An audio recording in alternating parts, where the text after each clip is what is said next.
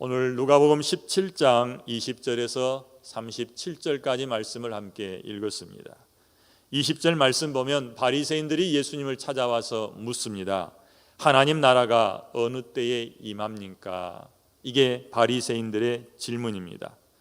그들이 기대하는 하나님의 나라는 어떤 나라이고 예수님이 대답하시는 하나님의 나라는 또 어떤 나라인지 오늘 함께 볼 수 있기를 바랍니다. 20절, 21절 말씀에 바리새인들이 기대하는 그런 하나님의 나라가 아닌 하나님께서 준비하신 하나님의 나라의 모습이 들어 있습니다. 바리새인들은 언제 하나님의 나라가 임합니까? 라고 묻는 그 물음 속에서 눈으로 볼 수 있는 하나님의 나라, 눈에 보이는 하나님 나라를 기다린다는 것을 알게 됩니다. 그런데 대답하시는 예수님의 대답 속에는 눈에 볼 수 있게 임하는 나라가 아니다라고 말씀하죠. 세 가지 특징을 예수님께서 말씀합니다. 첫째는 눈에 보이지 않는다. 하나님의 나라는 볼 수 있게 임하는 것이 아니다. 두 번째, 또 여기 있다 저기 있다고도 못하겠다. 세 번째, 하나님의 나라는 이미 너희 안에 있다. 이 세 가지 예수님의 답을 통해서 하나님의 나라가 가지고 있는 특징을 알 수 있습니다. 하나님의 나라는 형태를 갖춘 세상 나라와는 다른 모습입니다. 하나님의 통치가 임한 곳이 곧 하나님의 나라이고 예수 믿고 하나님을 아버지로 모셨다면 이미 그 나라 안에 있게 됩니다. 그래서 예수님께서 대답하시기를 볼 수 있게 임하는 것이 아니고 여기 있다 저기 있다고도 말을 못할 거다. 특별한 지역에만 한정된 것이 아니라 어디나 있을 수 있다라는 뜻이고, 또 하나님 나라는 이미 예수를 주로 고백한 너희 속에 있다라고 말씀하시는 겁니다. 하나님의 나라는 예수님께서 이 땅에 오심으로 우리 눈에 보이기 시작했습니다. 그리고 예수를 마음으로 믿고 입으로 시인하여 그 나라의 백성이 될 것입니다. 완성되어지는 과정에 있지만 우리의 옛사람의 늘 이 하나님 나라에 적합하지 않도록 우리를 못 살게 굴기도 할 것입니다. 하지만 결국은 하나님의 나라는 완성되는데 그것이 주님 다시 오심으로써 완성되어질 것입니다. 그러면 우리는 그 날을 기다리는 모습으로 살아가는데 마치 처녀가 신랑 온다는 그 소식 들을 때까지 등불을 준비하고 기다리는 것처럼, 또한 집주인이 돌아오기를 깨어서 기다리고 있는 종의 모습처럼 주님 그 나라 완성된 날을 기다리며 사는 것입니다. 예수님께서는 바리새인들에게 이렇게 하나님 나라의 특징을 아주 간단하게 세 가지로 말씀하신 다음에 제자들을 둘러보면서 다시 말씀합니다. 보충 설명하시는 거지요. 22절에 이렇게 말씀합니다. 또 제자들에게 이르시되, 이거는 바리새인들이 아닌 제자들에게 하시는 말씀입니다. 그 말은 넓은 의미의 사람들에게서 다시 예수를 주로 고백한 구체적인 사람들에게 말씀하시는 겁니다. 그러면서 예수님께서 그 나라를 완성할 날이 오기 전에 일어날 특징들을 다시 세 가지로 말씀하시죠. 때가 이르리니 너희가 인자의 날 하루를 보고자 하되 보지 못하리라. 여기서 말하는 인자의 날이라는 것은 주님 재림하시는 날이요, 하나님 나라가 완성된 날이요, 눈앞에 확 펼쳐지는 그 날일 겁니다. 최후의 심판의 날이죠. 그 날은 오기 전에 25절 말씀 보면 그가 먼저 고난을 받아야 하고 또 이 세대에게 버림받은 바 되어야 할 것이니라. 그 날이 오기 전에 예수 그리스도께서 먼저 버림받고 핍박을 받게 된다라는 말씀입니다. 그럼 그 날은 언제 오느냐? 첫 번째 특징은 당장 재림은 이루어지지 않지만 사람이 너희들에게 말하되 보라 여기 있다 저기 있다라고 할 때 듣지도 말고 가지도 말고 따르지도 말아라. 첫 번째 특징은 하나님의 나라는 번개가 하늘 아래 이쪽에서 저쪽으로 번쩍이면서 번쩍하고 하는 것처럼, 지구를 통째로 다 비추는 것처럼 하나님의 나라는 동시에 그렇게 임하게 될 것이다라는 것입니다. 사람들은 여기 있다 저기 있다 이렇게 미혹할 것입니다. 하지만 예수님이라고 자기를 드러내고 있는 그 사람들의 말, 또 단체, 예수님이 이미 오셨다고 말하는 사람들, 다 거짓이니 너희는 그들을 듣지도 말고 따르지도 말고 거기 가지도 말아라 라고 말씀합니다. 예수 그리스도의 다시 오심은 누구한테 물어볼 필요가 없습니다. 왜냐하면 모든 사람 눈앞에 펼쳐지기 때문에 언제 일어났대? 라고 물어볼 필요가 없다는 겁니다.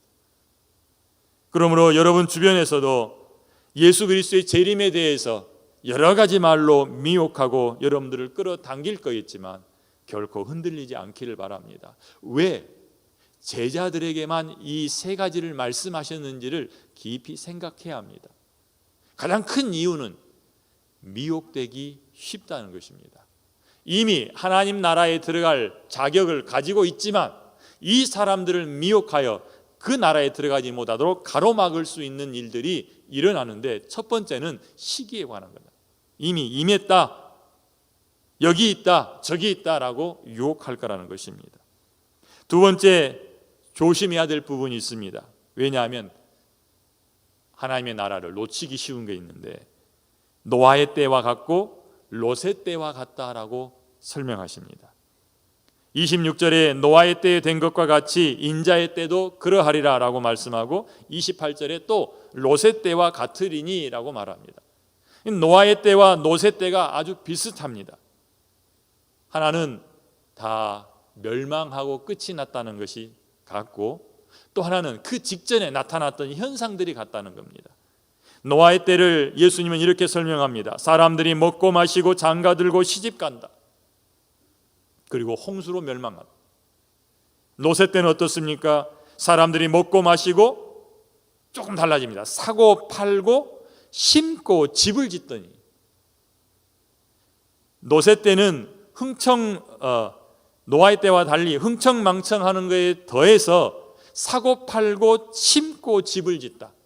사고 파는 것 장사죠, 심는 것 농사죠, 집을 짓는 것 자기의 행복한 삶이죠. 다 자기에게 집중하는 거예요. 돈 버는데, 그리고 자기의 마음에 원하는 것들을 이루어내는데, 자기의 비전을 이루어내는데 정신을 팔죠.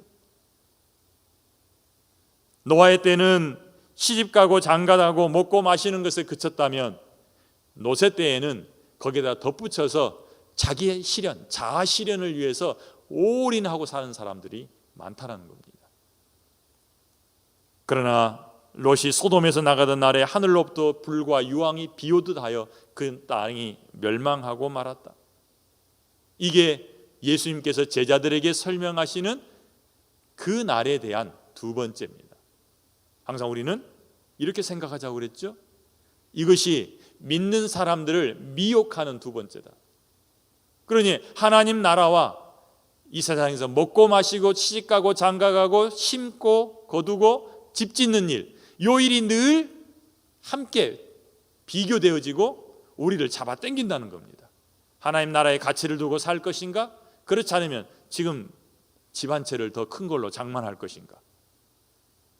집 장만하려니까 거기에 시간을 투자해야 하고 거기에 재물을 모아야 하고 하나님 나라에 신경 쓸 틈이 없어지는 거예요. 또 이어집니다. 31절부터 말씀합니다. 그 날에 만일 사람이 지붕 위에 있고 그 세간이 그 집 안에 있으면 그것 가지러 내려가지 말라. 또 밭에 있는 자도 그와 같이 뒤로 돌이키지 말고 곧장 주님 따라서 가거라. 미련 없이 가거라. 누구처럼 하지 말고 롯의 철을 기억하라. 이게 세 번째입니다.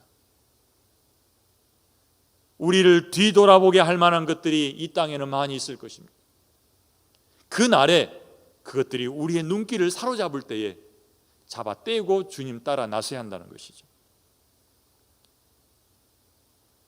예수님 재림하실 때가 가까워지면 여기저기에 자기가 예수라고 말하는 사람들이 나타날 것입니다. 결코 우리의 귀를 그들에게 빌려주어서는 안 될 것입니다. 주님 재림은 우리 눈앞에 다 알게 펼쳐질 것이기 때문에 그렇습니다. 또한 주님 재림하실 때가 가까워지면 노아의 날이나 롯의 날처럼 될 것이라고 말씀하셨는데, 사람들은 말도 안 되는 소리라고 무시하고 또한 너무 바빠서 하나님 오신다는 그 소리를 들을 여유조차 없게 될 것입니다. 어쩌면 눈부신 과학의 발전을 이유로 최후의 심판 메시지가 무시당할지도 모르겠습니다. 육체의 쾌락을 쫓고 사업하느라고 정신없어서 시간이 없다라고 말할 것입니다. 그런데 우리가 그들과 함께 섞여서 이 땅을 살고 있습니다. 그러므로 우리는 그들과 섞여 살아서 그들이 바라보는 것 바라보고 그들이 생각하는 것 생각하다가 그날을 놓쳐서는 안 될 것입니다. 생각하지 못한 날에 주님이 오실 것이요, 외출하였던 주인이 돌아오듯이 주님이 갑작스럽게 돌아올 것이고, 우리는 성전에서 예수를 기다렸던 두 사람처럼 그렇게 주님을 기다려야 될 것입니다. 시몬이나 안나가 매일 성전에서 주를 사모하고 기다리고 있다가 아기 예수를 품에 안고 기뻐했던 것처럼 우리가 그렇게 깨어 있어야 한다는 것입니다. 또한 그날이 이르거든 지붕에 있던 사람들처럼 내려가지 말고 밭에 있는 사람들처럼 뒤돌아보지 말라라고 말합니다. 이 말씀은 우리가 어디에 가치를 두고 살 것인지를 분명히 보여주죠. 하나님 나라는 우리가 이 땅에서 그렇게 많이 시간을 쏟아붓고 모으려고 했던 재산보다, 재물보다 훨씬 가치 있습니다. 예수님께서 했던 비유 가운데 좋은 진주 구하는 장사와 같으니라고 말씀하지요. 내가 많은 진주가 있어도 값진 진주 하나를 만남에 있는 것 다 팔아서 그것을 사는 겁니다. 이 세상에서 내가 줄 수 있는 모든 것들을 다 팔아서 살 수 있는 것이 하나님 나라입니다. 하나님 나라가 내 눈앞에 펼쳐졌을 때 다 팽개쳐두고 잡고 따라갈 만큼 가치가 있다는 것입니다. 그러니 속아서 이 땅에서 없어져 버릴 것에 마음 뺏기지 말고 눈 뺏기지 말아야겠다라고 주님이 말씀하시는 겁니다. 주님에게 버림받는 사람이 어떤 사람입니까? 하늘의 시민권을 가진 사람이라면 그 사람답게 눈을 이 땅이 아닌 하늘에 두고 살아야 되는데, 자꾸 하늘의 시민으로서 땅에다 눈을 두고 살면 그날에 바깥 어두운 데 버려지고 슬피 울며 이를 갈미 있을 것입니다. 다시 한번 말씀을 정리합니다. 주님의 나라가 우리 가운데 임할 때에 우리에게 다가올 세 가지 유혹입니다. 사람들이 우리의 길을 가렵게 할 것입니다. 여기 있다 저기 있다, 여기 따라가야 돼.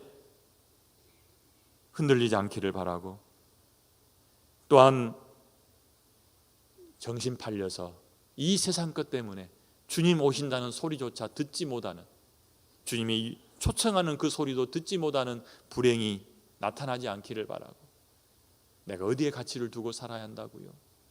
우리는 하나님 나라 백성입니다. 하늘에 가치를 두고 살아야 합니다. 그게 언제 일어나야 됩니까? 오늘 일어나야 됩니다. 지금부터입니다. 우리의 생각을 하늘에 두고 사는 하루가 되시기를 바랍니다. 기도하겠습니다. 하나님 감사합니다.